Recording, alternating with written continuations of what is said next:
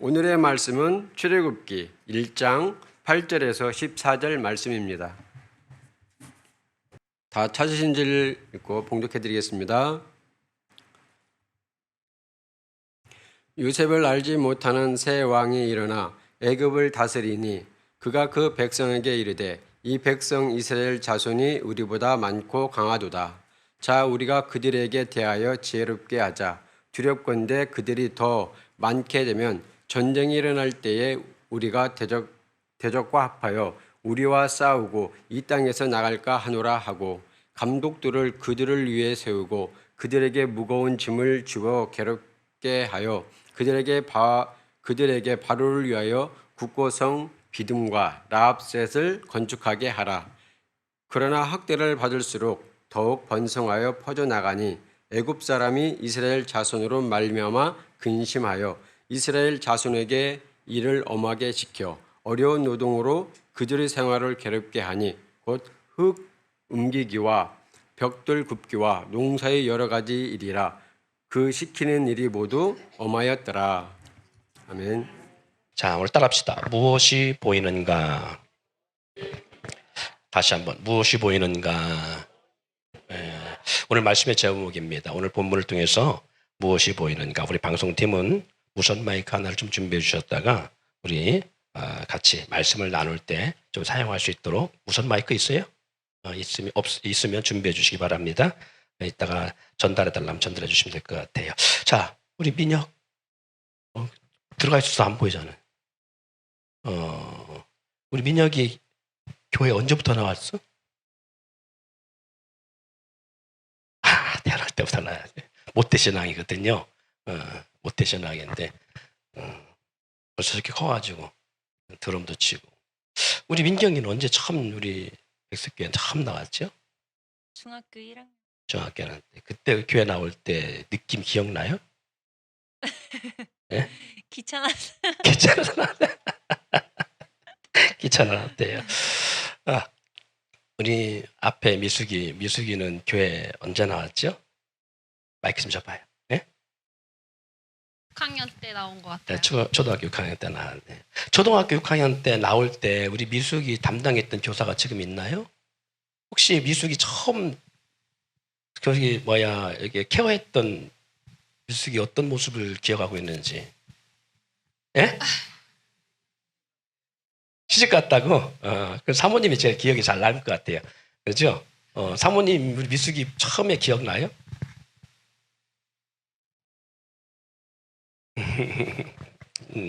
네, 말괄량했을 때, 그렇죠.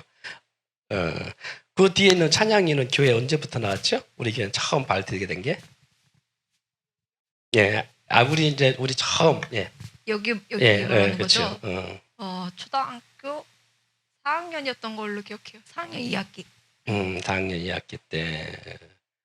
그때 우리 찬양의 모습을 기억하고 계신 분 있어요? 네. 제가 이 질문을 왜 하냐면, 우리 초등학교 때 찬양이하고 자문이랑 처음 교회 나올 때, 아무 잡잡하고 조그만하고 나왔어요. 그냥 눈망울이 말똥말똥하고 그러더라고요. 처음 교회 나왔을 때, 그땐 참 어렸던 기억이 나고, 그리고 되게 낯설음 타고 쑥스러웠던 모습이 기억나요. 말도 잘 못하고, 되게 지금은 애교가 살아서 막 넘치는데, 그때는 사람 구실할까?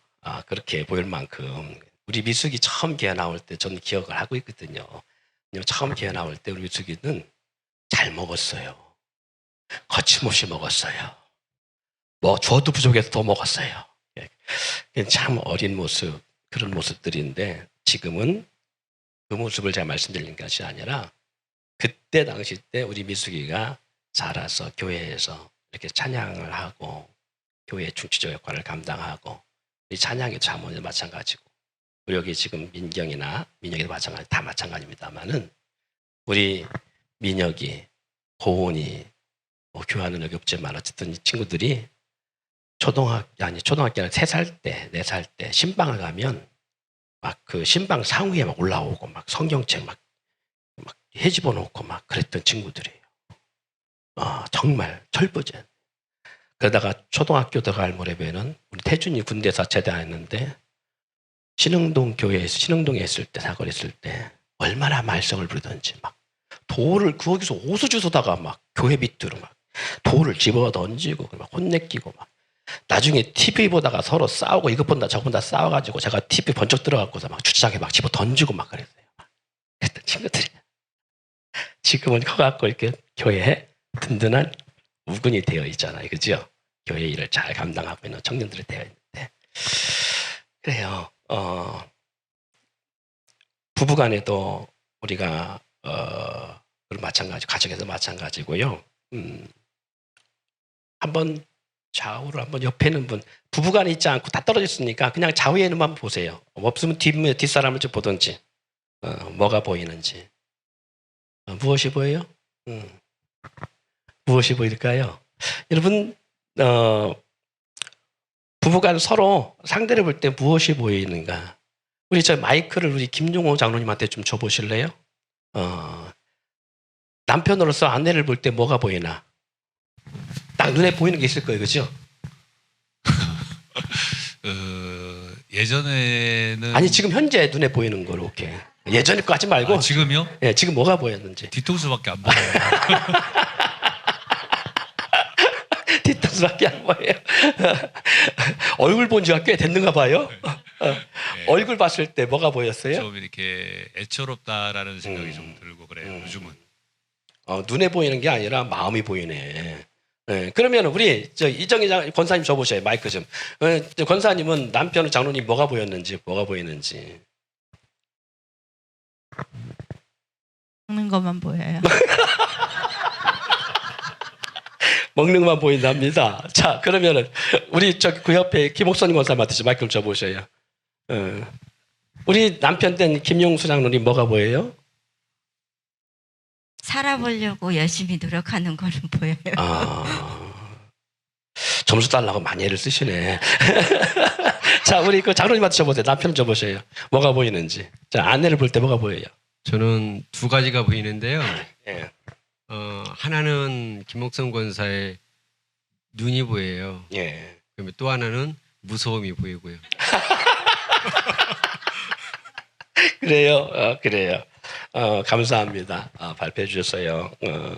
부부간 서로 상대를 볼 때 어느 순간부터 희끗희끗한 흰머리가 보이기도 할 것이고 그리고 새치가 보인가 하면 또 불룩 튀어나온 남편의 배가 보이기도 하고 주름진 얼굴이 보이기도 할 것이고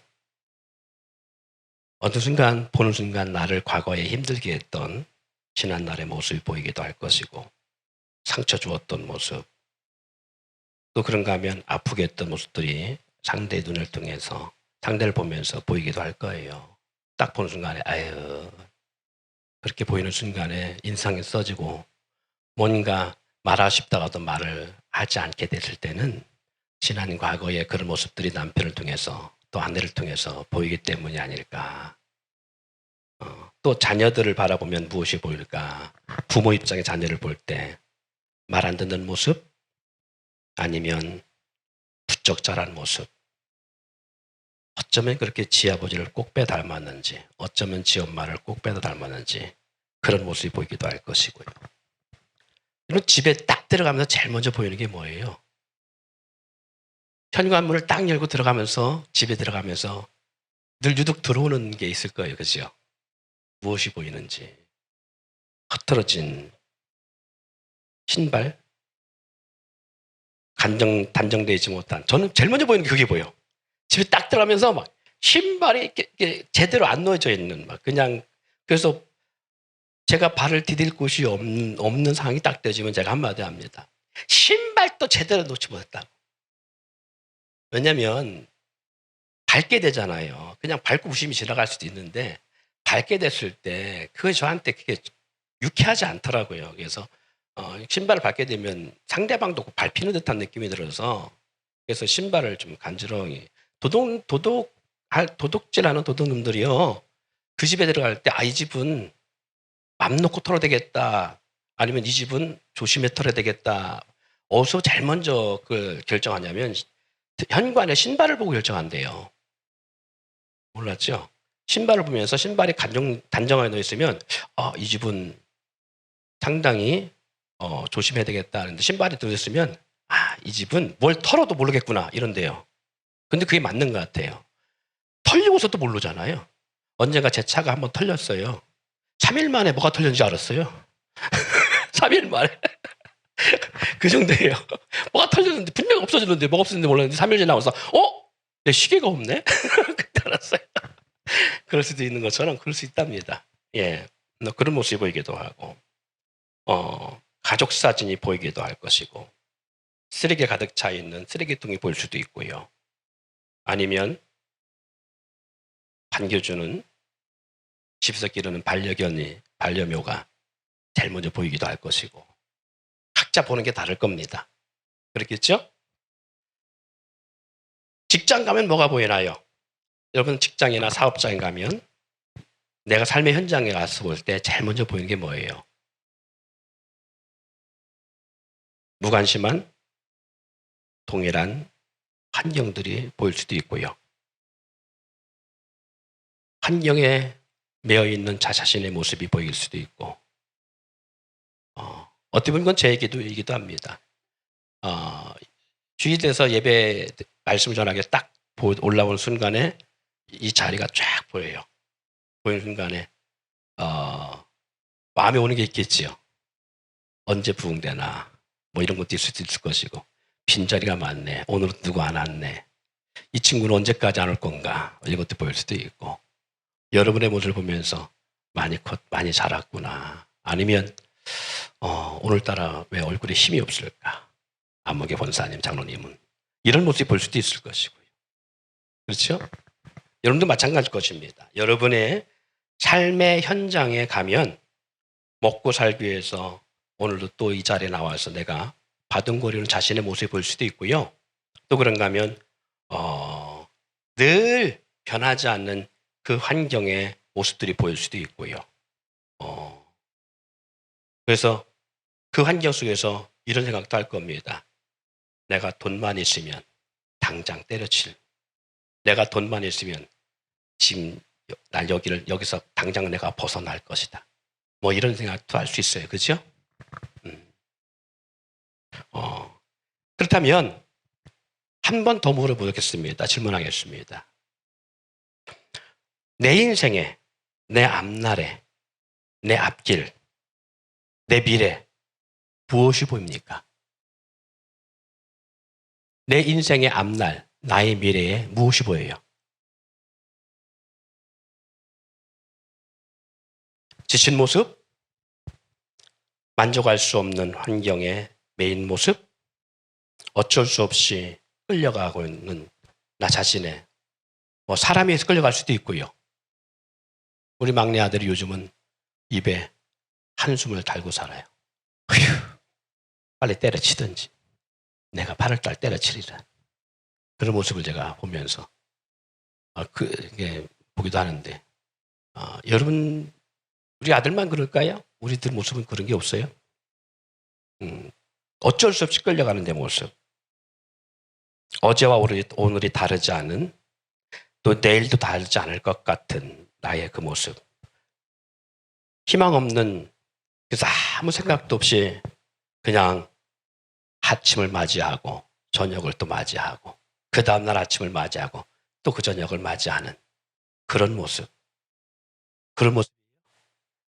내 미래, 내 내일의 내 모습이 어떤 모습이 보여요? 직장 생활, 학교, 일, 내가 왜 선택했을까? 현재 내가 이 직장을 왜 선택했을까? 지금 이 다니는 학원을 내가 왜 선택했을까? 이런 일을 내가 왜 선택했을까? 선택한 이유가 어디 있느냐? 어쩔 수 없이. 그러면 그렇다면 어쩔 수 없이 선택한 그 현장의 모습 속에서 나는 무엇을 보고 있는가? 무엇을 보고 선택했는가? 무엇 보고 선택했어요? 현재 내가 선택한 일, 현재 내가 선택한 학교과 전공, 내가 선택한 현재 주어진 직장, 직업. 그걸 왜 선택했을까요? 그리고 거기서 무엇이 보일까요? 나는 왜 이 길을 선택했으며 이 길을 가고 있을까? 삶의 고달픔 속에서, 고단한 절박한 상황 속에서 우리는 보고 있는 게 무엇일까? 제가 이 질문을 왜 드리냐면 우리 대부분이 어떤 비전을 보고 선택하거나 꿈을 보고 선택하기보다는 어쩔 수 없이 그 일을 끌려가듯이 물질 때문에, 내가 무능해서, 환경 때문에 그 일을 선택한 분들이 더 많아요. 그리고 후회합니다. 그리고 환경의 지침, 환경의 어떤 것이 몰려왔을 때에 우리는 그것 때문에 힘들어합니다. 너무 힘들어하고요. 날마다 때려치려고 합니다. 날마다 포기하고픈 마음으로 살아갈 때가 많아요. 왜? 거기서 비전을 못 봤기 때문에. 거기서 내 꿈을 보지 못하기 때문에. 그래서 우리는 무엇을 선택하기 전에 제일 중요한 것은 비전이 있느냐는 거예요. 여러분들이 이 대전 백석교회에 등록하고 신앙생활 할 때 보여야 되는 게 바로 그겁니다. 비전이 보여야 돼요. 제가 여러분과 함께 하면서 여러분을 통해서 비전이 보여야 돼요. 비전이 보이지 않으면 여러분들은 이곳에 나오면 신앙생활하는 게 짐이고 저 또한도 여러분과 함께 하는 게 짐일 수 있어요. 비전이 보이지 않으면 우리는 서로 낙심하고 낭망하고 좌절한 가운데 나중에 고난과 어려움과 환경의 고달픔과 절박한 상황을 만날 때 우리는 서로 원망과 불평하다 끝납니다. 우리는 환경과 상황에 따라 많은 것들을 선택하고 삶의 방향을 정합니다. 근데 중요한 것은 그 정할 때 비전을 보지 못하면, 꿈을 보지 못하면, 거기서 나의 미래를 어떻게 펼칠 것인가를 보지 못하면 어려운 문제를 만날 때 우리는 거기서 포기하거나 낙담하거나 아니면 지쳐서 쓰러집니다. 이 말씀을 받고 설교를 준비하면서 제가 여러분에게 질문한 질문을 저 자신에게도 던졌습니다. 말씀 준비하면서 저 또한 목회자로서 우리 대전 백석교회와 함께하면서 나는 무엇이 보이는가 반문해 봤습니다. 목회자이지만 난 교회를 보며 무엇이 보이는가? 목회자로서 내일에 대한 기대가 있는가? 또 성도 한 사람 한 사람에 대한 모습은 어떻게 보여지는가? 이런 것들을 저 자신에게 한 주간 적용하며 씨름하게 했어요.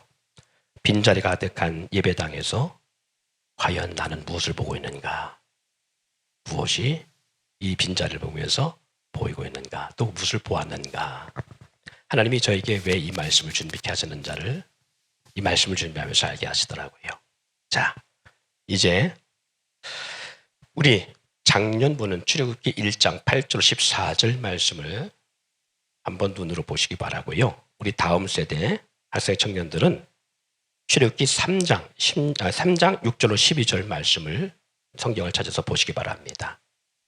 예. 이 시간은 좀 눈으로 한 2, 3분간 쭉 한번 훑어보세요.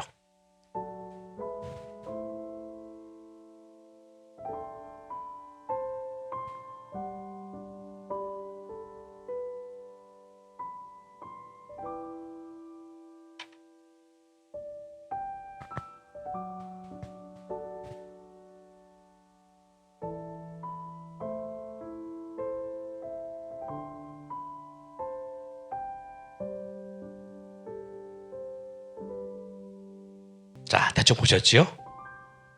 자, 지금 여러분들이 보고 있는 이 말씀은 선민 이스라엘 족속에 대한 내용입니다. 본문의 내용을 보면 이스라엘 족속들이 태평성대를 살다가 애굽의 정치 판도가 바뀌게 되어지지요. 우리가 아까 읽었던 본문의 말씀처럼 요셉의 공로를 알지 못하는 새로운 왕과 정권이 들었습니다. 그래서 번성하는 이스라엘 족속에 대한 두려움 가운데 이집트는 이 이스라엘을 압제하고 억압하기 시작합니다. 그래서 극난한 정치를 해나갑니다. 그로 인해서 이스라엘 족속은요, 정말 한 번도 경험해보지 못한 압제와 그리고 공포 정치를 통해서 두려움과 고달픈 삶이 지속되어집니다. 매일 감당하기 힘든 노동과 그리고 자녀를 마음껏 낳고 키울 수 없는 상황. 그래서 천국이었던 자신들의 생활상이 순간 지옥 같은 환경으로 바뀝니다.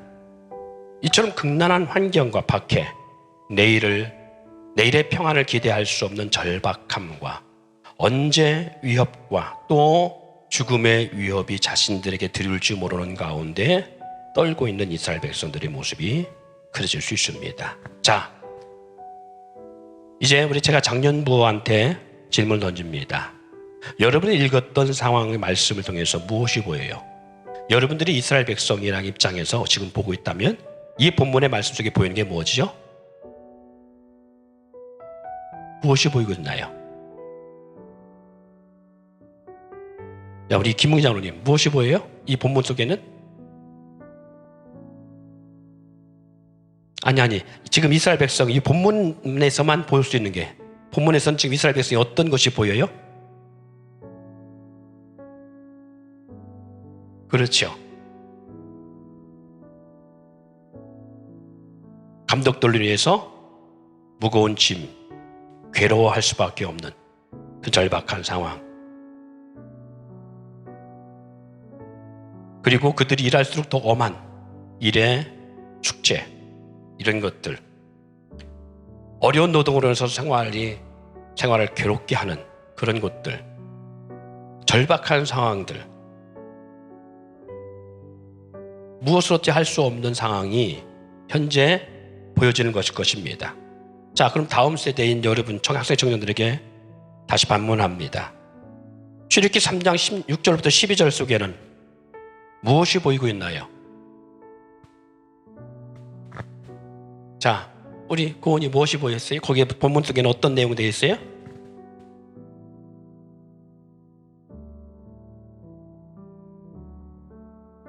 한 가지만.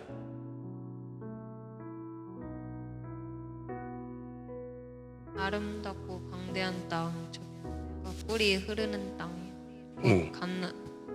가나안 족속, 헷 족속, 아모리 족속, 그리스 족속, 히위 족속, 여부스 족속의 지방으로 데려간다 한다는 하나님의 역사가 보인다. 또 누가 다른 분?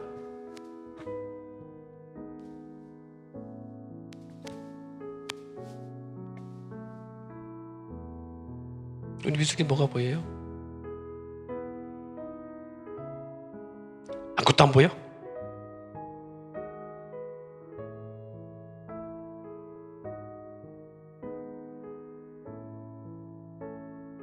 제가 질문을 너무 어렵게 하는 것 같아요. 자, 여러분 상황은 똑같습니다. 자, 오늘 저와 여러분이 왜 목사님 오늘따라 설교를 이상하게 하셔요, 풀어가세요 그러는데 적용을 위해서 그런 거예요. 자, 보세요. 저를 보세요. 지금 이집트에서 이스라엘 백성들이 당하는 고통은 동일합니다. 환경이 바뀌었어요. 과거에 요셉을 이스라엘 백성들에 대한 좋은 감정, 좋은 모습을 갖고 있는 그런 사람이 왕이 아닌 이스라엘 백성들에 대한 좋지 않은 감정, 이스라엘 백성들에게 너무 특혜를 줬다라고 하는 이러한 감정을 가진 왕권으로 바뀝니다. 정치가 확 바뀌었습니다. 야당이 여당되고 여당이 야당되는 것처럼 바뀌어버렸어요. 그러다 보니까 에집트에서 특혜를 받고 있던 이스라엘 족속에게 이제 억압이 오기 시작합니다. 왜? 에집트와 정말 에집트 국민들에게 해줘야 될 대우를 왜 저들에게 줘? 저들은 저렇게 그냥 세워주면 안 돼. 저들이 언젠가 우리를 배반하고 반드시 저들은 대적과 함께 우리를 치고 자기들이 해방될 거라는 그런 두려움 때문에 이집트 왕과 이집트의 정치에서는 이스라엘 백성들을 억압합니다. 자녀를 낳으면 남자는 무조건 죽이라고 합니다. 그리고 더 노동을 과하게 해서 생산력을 출산율을 줄이려고 합니다. 그리고 남자들의 어떤 힘을 꺾으려고 합니다. 그러다 보니까 매일 노동이 더 과중하게 되어지고요. 예전에 노동하면 받았던 월급을 받는 것이 아니라 지금은 살기 위해서, 안 하면 죽으니까 살기 위해서 노동을 하고 살기 위해서 성을 건축하는 그런 일들을 감당하기 시작합니다. 그러다 보니까 이들에게 내일이 없어요. 날마다 그들은 살기 위해서 바둥거릴 뿐입니다. 뭐 하기 위해서? 오늘 우리가 먹고 살기에 바둥거리는 것처럼 그렇게 살기 위해서 바둥거립니다. 두려움이, 공포가 몰려옵니다. 어떠한 자그마한 일에도 트집을 잡고 죽이는 저 애굽의 군대 앞에서 걷잡을 수 없는 두려움이 몰려오고 날마다 지옥 같은, 눈만 뜨면 지옥 같은 환경이 그들 앞에 펼쳐져 있습니다. 나갈 수도 없고 어찌할 수 없는 절박한 상황입니다. 상황은 똑같습니다. 그런데 출애굽기 1장의 상황에서는 그것이 눈에 보여요. 절박한 상황이. 그래서 출애굽기 3장에서의 본문의 내용 속에 보면 무엇이 그 안에서 나타나고 있느냐? 무엇이 보여지고 있죠? 하나님의 역사가 보이기 시작합니다. 애굽에서 고통받고 있는 이스라엘 백성들을 구원하실 하나님의 계획이 나타나기 시작합니다. 그 절망 가운데 있는 이스라엘 백성을 구원하시고자 하신 하나님의 계획이 나타나기 시작합니다. 여러분, 우리의 삶이 절박한 상황이라면 우리에게 주어진 현장의 일들이 변화도 없고 어제도 오늘도 동일하고 내일 동일할 것 같은 변하지 않는 나의 삶의 환경이 지금 나를 덮고 있을지라도 우리가 보아야 되는 게 뭐냐 했을 때에 현재 눈에 보이는 현실을 보아야 되는 것이 아니라 나를 사랑하시사 나를 이끌어가시 하나님을 볼 수 있어야 돼요. 그게 보이지 않으면 우리는 어제와 동일한 오늘을 살고 오늘과 동일한 내일을 살아갈 수밖에 없어요. 그래서 여러분에게 출애굽기 3장 이 말씀을 읽어보시라는 거예요. 다음 세대에게. 여러분은 내일이 어떤가? 내 인생의 내일이 어떨까? 그래서 오늘은 우리는 내일을 보지 못하기 때문에 오늘을 우리는 불평하며 투덜거리고 원망하며 그리고 그 과중함 속에 내일에는 희망이 없이 오늘을 살아갈 수 있습니다. 그런데 희망이 없는 걸로 따진다면 이집트에서 고난받고 있는 이스라엘 백성만큼 희망이 없는 게 없지요. 왜? 태어나는 그 순간에 사내라면 다 죽여야 되잖아요. 아들을 낳으면 죽여야 되는데 엄마 입장에서, 부모 입장에, 가정 입장에서 이 아들을 임신했다는 자체가 원망스럽잖아요. 딸이면 살려줄 수 있는데 아들이면 자기 손으로 죽여야 되니까. 왜? 애굽의 정치가 그러니까. 애굽의 왕권으로 말미암아 이집트의 이스라엘 백성의 삶이 그러니까. 그러니 내 손으로 내 자식을 죽여야 되는 이 극난한 상황 속에서 무엇이 볼 수 있어요? 아무것도 볼 수 있는 게 없습니다. 여러분의 삶을 한번 오늘 조명해 보세요. 내 삶에 무엇이 보이는가? 내 삶에 무엇이 보이는가? 그래서 언젠가 제가 여러분에게 그런 말씀을 드린 적이 있어요. 똑같은 삶이 오늘 우리 가운데 주어질 수 있습니다. 아니, 벌써 1년, 2년, 3년 똑같은 환경의 삶이 우리 가운데 날마다 주어질 수 있어요. 왜? 저 어렸을 때 그랬어요. 똑같은 삶이었어요. 하루를 멀다 하고 부모님의 싸움은 두려움의 공포를 넘어서서 피하고 싶을 만큼 힘들었고요. 집에 들어갈 때에 저녁이 됐는데 저 연통에서 굴뚝에서 연기가 나지 않으면 아버지한테 엄마가 마주 죽었는가 보다. 죽은 엄마의 모습을 보고 싶지 않은 두려움 때문에 집에 들어가고 싶지 않았던 날들이 수없이 많았고요. 저녁이 돼서 먹여야 될 음식은 항상 밀가루 음식 같은 거였어요. 변하지 않았어요. 면회에 가서 구배급을 타고 와서 그것을 한 달을 버텨야 되는 그런 환경은 변하지 않았어요. 초등학교를 졸업하고 중학교를 다닐 때도 변하지 않았어요. 여전히 가난하고 여전히 힘들었어요. 환경에 어떤 것들을 바꿀 수 없었어요. 무엇을 해도 마찬가지입니다. 어제와 오늘이 같고 오늘과 내일이 다를 수 있어요. 여러분의 직장 생활이든 학교 생활이든 변하지 않을 수 있습니다. 그 집안 구석이 날마다 그래요. 날마다 우리에게 찾아오는 매일과 주어진 것들은 동일할 수 있습니다. 이스라엘 백성들이 동일하게 주어지는 것처럼 동일할 수 있어요. 그런데 시간이 지나 10대, 20대, 30대, 40대, 50대가 넘어서 보면 그 또한 지나갔어요. 코로나가 처음 우리나라 닥쳤을 때 제가 드렸던 말씀이 이걸 거예요. 이 코로나가 영원히 있을 것 같아도 반드시 지나갑니다. 반드시 지나갑니다. 이런 암울한 날이 끝나지 않을 것 같아도 반드시 지나갑니다. 지나갑니다. 그런데 우리가 언제 넘어지느냐?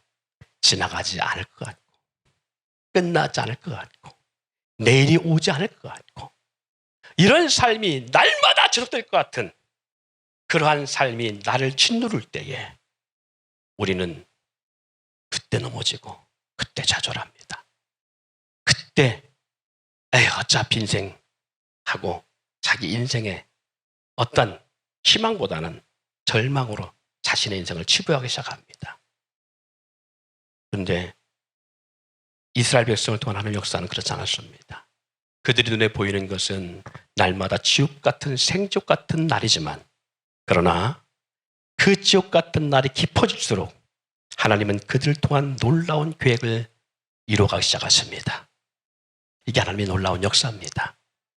이제 서론했는데 시간이 다 갔습니다. 사랑하는 성도 여러분, 다음 주에 이어서 말씀을 나누겠습니다마는 기억하세요. 육의 눈과 귀로 들려주고 보이는 것은 그것이 무엇인가? 내일을 장담할 수 없는 오늘의 동일한 모습들이지만 영의 눈을 들어서 보면 그 속에 하나님의 역사가 나옵니다. 사랑하는 성도 여러분, 오늘 이 자리에 있다라는 것은 내 힘으로 온 것 같고, 그리고 지난주에도 왔기 때문에 오늘도 온 것 같고, 그리고 사람에 끌려왔던 어떻게 왔던 그냥 온 것 같은데 결코 그렇지 않습니다. 하나님이 여러분을 사랑하셔서 여러분을 하나님의 음성으로 인도하기 위해서, 하나님의 음성을 듣게 하기 위해서, 그리고 하나님이 나를 어떻게 사랑하는지를 알게 하시기 위해서 내 인생을 어떻게 하나님 만들어 가실 것인가, 오늘 우리가 잠시 보았습니다마는 출애굽기 3장에 나오는 것처럼 결코 그 절망의 자리에, 절망의 그 자리에 두지 않으려고, 절망의 환경에 두지 않고 하나님의 역사에서 하나님이 귀하게 쓰시는 하나님의 사람들을 만들어 가시기 위해서 하나님은 일하시고 있다는 사실입니다. 그것처럼 오늘 나의 삶 속에 역사하신 하나님은 결코 나를 그냥 그 자리에 두지 않습니다. 그러기에 오늘 하나님은 이 음성과 이 말씀을 우리에게 나누려고 하나님은 오늘 우리를 부르신 줄 믿습니다.